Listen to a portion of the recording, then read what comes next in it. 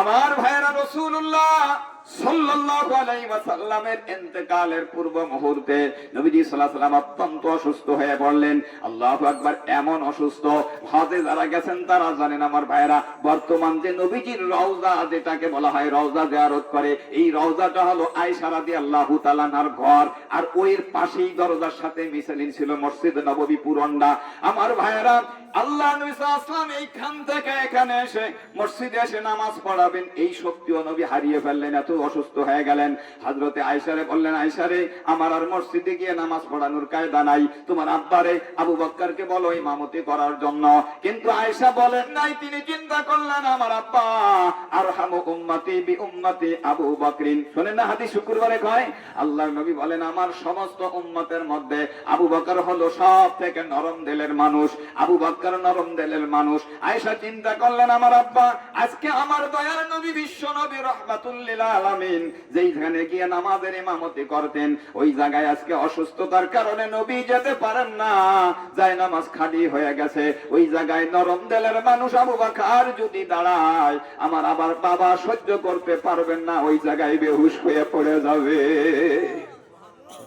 আয়েশা বলেন নাই। নবীজি পরক্ষণে আবার কিছুক্ষণ পরে জিজ্ঞাসা করছেন, আয়েশা তোমার আব্বা গেছে কিনা নামাজ পড়াইতে? আয়েশা বললেন, ইয়া রাসূলুল্লাহ আমি বলি নাই, আমার ভয় লাগতেছে, আমার আব্বা সহ্য করতে পারবে না। নবী দেখলেন যে নামাজে রক্ত চলে যায়, আয়েশাকে ধমক দিলেন, তুমি কেন এই তাল বাহানা করতেছো, তাড়াতাড়ি আবু বকরকে বলো নামাজ পড়াই দেওয়ার জন্য। আমার ভাইরা, নবীজির জীবদ্দশায়, নবীজি বেঁচে থাকা অবস্থায়, নবীজি দুনিয়ায় থাকা অবস্থায় 17 ওয়াক্ত নামাজের ইমামতি আবু বকর সিদ্দিক রাদিয়াল্লাহু তাআলা আনহু করেছেন। আমার ভাইরা, নবীজি সাল্লাল্লাহু আলাইহি ওয়াসাল্লামের ইন্তেকালের পূর্ব মুহূর্তে যেই দিন রবিউল আউয়াল মাসের 12 তারিখ ফজরের নামাজের সময় আবু বকর সিদ্দিক রাদিয়াল্লাহু তাআলা আনহু মসজিদে নববীতে ইমাম হয়ে নামাজের জন্য দাঁড়িয়ে গেছেন। আমার ভাইরা, সাহাবায়ে কেরাম কাঁধে কাঁধ মিলিয়ে আবু বকরের পিছনে সব নামাজে দাঁড়িয়ে গেছে। কিতাবের মধ্যে আসছে এমন সময় নবীজির কিছুটা সুস্থতা বোধ হয়েছে, নবীজি তখন একটু দাঁড়ালেন, দাঁড়ানোর শক্তিটা পেয়েছেন। আল্লাহর হাবিব দাঁড়িয়ে বিছানার থেকে উঠে দরজার সামনে এসে, দরজা মানে পর্দাটা সরাই দিয়া আল্লাহর নবী দরজার সামনে দাঁড়াইয়া পরাণ ভরে উম্মতকে কলেজা ভরে দেখতেছেন। একদিক দিয়ে খুশি লাগে, আর একদিক দিয়ে নবীর চোখের পানি ঝরে। নবীর খুশি লাগে, আজকে আমি আমার চোখে দেখে গেলাম আমার সাহাবীরা নির্যাতিত হলো, নিষ্পেষিত হলো, জেল জুলুম অত্যাচার বরদাস্ত করলো, দেশান্তরিত হলো, এত কিছু যেই কিছু ধর্মের জন্য করলো, সেই নিরাকার আল্লাহকে আমি ছাড়াও তারা চিনতে পেরেছে। আমাকে বাদ দিয়া এখন তারা কাঁধে কাঁধ মিলে নামাজ পড়া শিখছে। আমার সমস্ত কষ্ট দেখা দূর হইয়া গেল। আমার ভাইরা, নবী আবার চোখ দিয়া পানি পড়ে, খুশির পানিও পড়ে, দুঃখের পানিও পড়ে, সব মিলাম নবী যেন উম্মতদেরকে পরাণ ভরা আপনার শেষ দেখা দেখলেন, কলেজা ভরে দেখলেন। আমার ভাইরা, নামাজ শেষ হয়ে গেল, আল্লাহর নবী আবার অসুস্থ শুইয়া পড়লেন।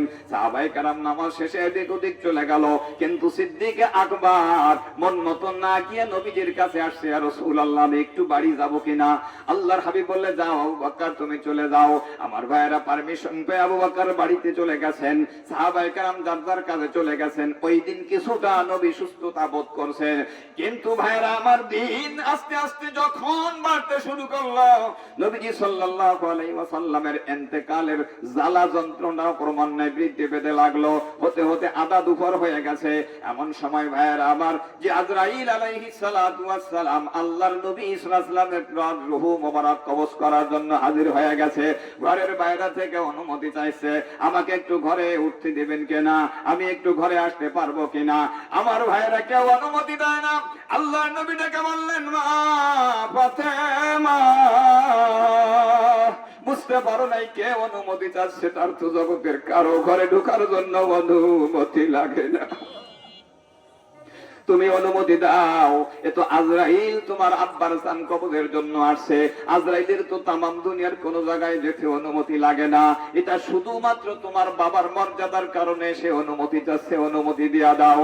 আমার ভাইরা, আজরাইল আলাইহিস সালাতু ওয়াস সালাম অনুমতি দিয়া নবীজি সাল্লাল্লাহু আলাইহি ওয়াসাল্লামের কাছে গেলেন, সালাম জানাইলেন। আমার ভাইরা, আল্লাহু আকবার। কাসাসুল আম্বিয়া নামক কিতাবের মধ্যে আসছে এই ঘটনা, তো আপনি রাওয়ায়াতে কতটুকু কি জানেন না। আমার ভাইয়েরা, নবীজি সাল্লাল্লাহু আলাইহি ওয়াসাল্লামের কাছে আল্লাহু আকবার আজরাইল আসলাম আসছে। নবীজির তখন চরম কষ্ট লাগতেছে। মিশকাত শরীফের 136 পৃষ্ঠার মধ্যে হাদিস আসছে, নবীজি সাল্লাল্লাহু আলাইহি ওয়াসাল্লাম সহ্য করতে পারেন না, মাথার কাছে একটা পানির পাত্রে বারবার হাত ভিজাইয়া নিজের কপাল মোবারক ডালেন আর কান্দেন আর বলেন, আল্লাহুম্মা আইন্নি আলা মুনকারাতিল মাউত আও সাকারাতিল মাউত। আল্লাহ, মউতের জ্বালা আমি সহ্য করতে পারছি না, আমারে সাহায্য করো। আল্লাহ নবীর এত কষ্ট হইতেছে, এমন সময় আজরাইল আসলাম এসে বলে, ইয়া রাসূলুল্লাহ, আমি তো আপনার রূহ মুবারক কবজের জন্য আসছি, আপনি কি এখন উম্মতের কাছে থাকবেন না, যেতে চান? আল্লাহর হাবিব বললেন, আমি আমার মাওলারে থুইয়া আর দুনিয়ায় থাকতে চাই না, আমার ভালো লাগে না, তোমারে পারমিশন দিলাম, তুমি রূহ কবজ করে নাও। ভাইরা আমার, অনুমতি পেয়ে আল্লাহর হাবিবের সিনা মুবারকের উপর, পবিত্র বুকের উপর যখন আজরাইল হাতটা একটু রেখে দিয়েছে, আল্লাহর হাবিবের মনে হয় যেন বুকের উপরে আসমান চেপে আসছে। নবী চোখের পানি ছেড়ে দিয়ে বলে, আজরাইল, কি অপরাধ আমি করছি, আমার এত কষ্ট দিতেছ? আজরাইল হাত উঠাই ফেলাই কয়, ইয়া রাসূলুল্লাহ, শুধুমাত্র বুঝানোর জন্য এতটুকু কষ্ট আপনারে দিলাম, আপনি আল্লাহর পেয়ারা নবী, আপনার এত কষ্ট দেওয়া আমার উচিত না, শুধু বুঝালাম যে মউতের সময় কত কষ্ট হয়। আল্লাহর নবী নিজে ভুলে গিয়া উম্মতের কান্ডারি নবী তখন বললেন, আজরাইল, আমি তো চলেই যাইতেছি, আমি সারা জীবন যে উম্মতের জন্য এত কানলাম, সুখ দুঃখ ভালো মন্দ আমি দেখলাম, আমি বিদায় নিয়ে যাচ্ছি, আবার উম্মত গুলো থুইয়া যাইতেছে, ওদের কি অবস্থাটা হবে বলো আজরাইল, ওদের জান তুমি কেমনে নেবা? আজরাইল বলে, ইয়া রাসূলুল্লাহ, যারা আপনার ইমানদার উম্মত হইয়া আল্লাহর দিকে রওনা করবে, মায়ের দুধ পান করতে করতে সন্তান কখন ঘুমায়া যায়, মাও ঠিক পায় না, সন্তানও ঘুমাই যায় না, ঠিক পায় না, এইভাবে তাদের মউতের ঘুম হয়ে যাবে। আর যারা নাফরমানি করে, বেঈমান বেনামাজি সুদখোর ঘুষ করবে, পর্দা হইয়া আল্লাহর দিকে রওনা করবে, আখিরাতের দিকে রওনা করবে, আপনাকে তো বুঝানোর জন্য দিলাম, এর থেকে 10 গুণ বেশি কষ্ট দিয়ে জান্নাতে নেব। আল্লাহর নবী রাহমাতুল লিল আলামিন ডাক দিয়ে বললেন, আজরাইল, আমার একটা কথা শোনো, আমার উম্মতেরা মউতের এত কষ্ট তো সহ্য করতে পারবে না, তাদেরকে না দিয়া তাদের কষ্ট আমারে দাও। আমার ভাইরা, আল্লাহ নবী সাল্লাল্লাহু আলাইহি ওয়াসাল্লামের ইন্তেকাল হইয়া গেল, হঠাৎ করে যখন শব্দ বের হয়ে গেছে নবী দুনিয়ায় নাই, কিতাবের মধ্যে লেখা সাহাবায়ে কেরাম কিছু পাগল পাগল ভাব হয়ে গেছে, কেউ কেউ শুধু মরুভূমির দিকে, পাহাড়ের দিকে দৌড়ায়, আর দৌড়ায়, সহ্য করতে পারে না। হযরতে উসমান, হযরতে আলী জায়গায় বসে পড়ছে, হযরতে ওমর রাদিয়াল্লাহু তাআলা নু সহ্য করতে পারে নাই, ওনার ধারণা যে নবী তো মরতে পারে না, এরা মিথ্যা কথা কয়, তরবারিতে নিয়ে মসজিদে নববীর দরজার সামনে দাঁড়াই বলবে, নবীর নামে মিথ্যা তহমত দিলে আমি 2 ভাগ করে ফেলবো, আমার নবীর মতন মানুষ মরতে পারে না। আল্লাহু আকবার। আমার ভাইয়েরা, হযরতে আবু বকর সিদ্দিক রাদিয়াল্লাহু তাআলা নু ঘটনা জানেন না, উনি কিছুটা দূরে চলে গেছেন। হযরতে সিদ্দিক আকবরের কাছে যখন এই সংবাদটা পৌঁছে গেছে, আবু বকর সিদ্দিক রাদিয়াল্লাহু তাআলা নু পাগলামি করা মানুষ না, শান্ত প্রকৃতির মানুষ ছিলেন, সত্যের বড় ধৈর্যশীল মানুষ ছিলেন। উনি একটা ঘোড়ার উপরে সাওয়ার হইয়া দ্রুত গতিতে চলে আসলেন, এসে নবীর ঘরের সামনে ঘোড়া রেখে, আমার ভাইয়েরা, অনুমতি চাইলেন, আমি কি একটু ঘরে আসতে পারবো? অনুমতি দেওয়ার পরে ঘরে ঢুকলেন, আল্লাহর হাবিবের কাছে গিয়া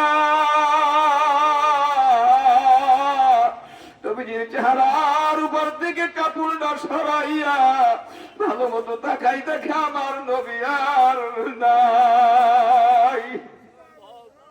হযরতে আবু বকর যখন কনফার্ম হয়ে গেলেন আসলে নবী আর দুনিয়ায় নাই, অন্যান্য সাহাবীদের মতন তিনি অস্থির হলেন না, আল্লাহর হাবিবের কপাল মোবারকে চুমু খাইয়া আবু বকর কান্দেন আর বলেন, ইয়া রাসূলুল্লাহ, সত্যি আজকে আপনি আমাদেরকে ইয়াতীম বানাইয়া শোকের সাগরে ভাসাই দিয়া দুনিয়ার থেকে চলে গেলেন, ইয়া রাসূলুল্লাহ, আজকের থেকে দুনিয়াটা অন্ধ হয়ে গেল, আপনার চেহারা আর দেখতে পারবো না। হযরতে আবু বকর সিদ্দিক রাদিয়াল্লাহু তাআলা আনহু দেখলেন সাহাবীদের মধ্যে অস্থির ভাব শুরু হয়ে গেছে, ওমর পাগলামি শুরু করছে। ওখান থেকে বের হয়ে এসে মসজিদের মধ্যে এসে সাহাবীদেরকে বসালেন, তাদেরকে কিছু নসিহত করলেন। তিনি একটা কোরআনের আয়াত পড়লেন, ওমা মুহাম্মাদুন ইল্লা রাসূলুন কদ খালাত মিন ক্বাবলিহির রাসূল আফা ইম্মাতা আও কুতিলান ক্বালাবতুম আলা আকাবিকুম। আল্লাহ বলে, মুহাম্মদ অতীতের সমস্ত নবীদের মতন একজন নবী, তার অন্যান্য নবীদের যেমন মৃত্যু হয়েছে মুহাম্মাদেরও মৃত্যু হয়ে যাবে। সুতরাং এতে যদি কেউ ধর্মের থেকে পৃষ্ঠ প্রদর্শন করে যায় তাহলে সে আর নাজাত পাবে না, আল্লাহর দরবারে সে মুক্তি পাবে না।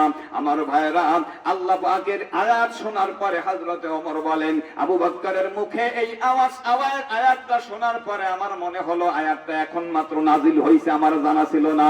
হযরতে ওমর রাদিয়াল্লাহু তাআলা আনহু তখন শান্ত হয়ে গেলেন। আমার ভাইরা, নবী সাহাবায়ে কেরামের মধ্য দিয়ে তখন শুরু হলো যে এখন মুসলমানদের বাদশা কে হবে, মুসলমানদের অভিভাবক কে হবে। নবী নাই, নবীর পরে এই দায়িত্বটাকে পালন করবে, মুসলমানদেরকে কে সামলাইয়া রাখবে, মুসলমানদের পরিচালক কে হবে। ভাইরা আমার, একটা মিটিং বসলো। মিটিং বসার পরে সবাই বলতে লাগলো আবু বকর ছাড়া আর কেউ নাই। কারণ হাদিসের মধ্যেও আছে, আল্লাহ নবী বলছেন, যেই কওমের মধ্যে, সম্প্রদায়ের মধ্যে আমার আবু বকর থাকবে, কোন মানুষের জন্য সেখানে ইমামতি করার অধিকার নাই। আল্লাহু